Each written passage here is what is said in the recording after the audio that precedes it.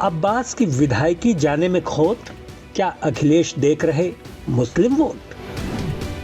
अब्बास को कोर्ट से मिली है सजा, अखिलेश क्यों रहे हैं उनको बचा? आजम पर अखिलेश कुछ न बोले, अब्बास के लिए साजिश की परतें खोले। आखिर ऐसा क्या है जो अखिलेश आजम खान पर चुप्पी साध जाते हैं? वही अखिलेश अब्बास अंसारी पर खुलकर सामने आते हैं। हेड स्पीच मामले में ही आजम की सदस्यता भी गई और इसी मामले में अब्बास की सदस्यता भी गई, तो भला इसमें क्या साजिश हो सकती है? खैर, इस बयान के पीछे का सियासी गणित क्या है वो समझाएंगे, लेकिन पहले अखिलेश वाला बयान तो सुन लीजिए। अब्बास अंसारी की सदस्यता जानबूझ करके ली है, सरकार ने जानबूझ करके ली है। और अगर इन्हीं स्टेटमेंट्स पे किसी की सदस्यता ली जा सकती है, तो इसके सरकार के बैठे हुए लोग क्या बोल रहे हैं? क्या मेरा डीएनए याद दिलाएंगे वो लोग? क्या समाजवादियों का डीएनए पूछेंगे? जितनों ने डीएनए की बात की उनकी सदस्यता क्यों नहीं लेते हैं जज लोग? जो लोग डीएनए पूछ रहे हैं उनकी सदस्यता क्यों नहीं जा रही है? मुझे तो लगता है कि फैसला भी जाति के आधार पर हो रहा है। कभी कभी फैसला कराने के लिए कुछ लोगों को पोस्ट करके भेजा जा रहा है, इसीलिए पहले दिन से हम लोग कहते हैं संविधान को खतरा है। और केवल समाजवादियों की सदस्यता जा रही है। भाजपा के लोग जो स्टेटमेंट दे रहे हैं उसकी सदस्यता कभी नहीं जाएगी क्या? वो अलग बात है, वो हमारा पार्टी की बात होगी या वो हमारी पार्टी फैसला लेगी। और कई लोग तो लॉयल्टी बदलने में बड़े होशियार हैं।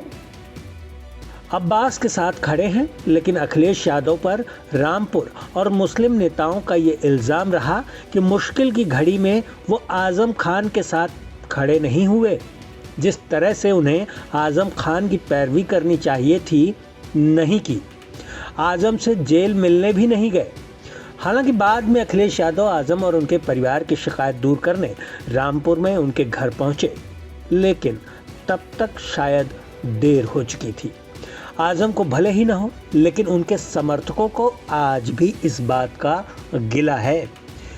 इसका एक नतीजा बीते बरस रामपुर के पड़ोसी जिले मुरादाबाद की कुंदरकी विधानसभा सीट में हुए उपचुनाव में देखने को मिल गया। बीजेपी ने यहां उपचुनाव में 31 साल पुराना रिकॉर्ड तोड़ दिया। बीजेपी के रामवीर सिंह ने 1,44,000 से ज्यादा वोटों से जीत हासिल की। सपा प्रत्याशी हाजी रिजवान को महज 25,580 वोट मिले, वो भी तब जब इलाके की आबादी 60% मुसलमानों की है।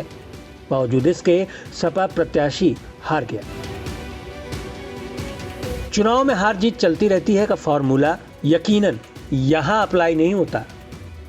तो क्या अब्बास का समर्थन अखिलेश ने इसी वजह से किया है, या फिर अब्बास की पैरोकारी कर अखिलेश किसी नए सियासी समीकरण को सेट कर रहे हैं?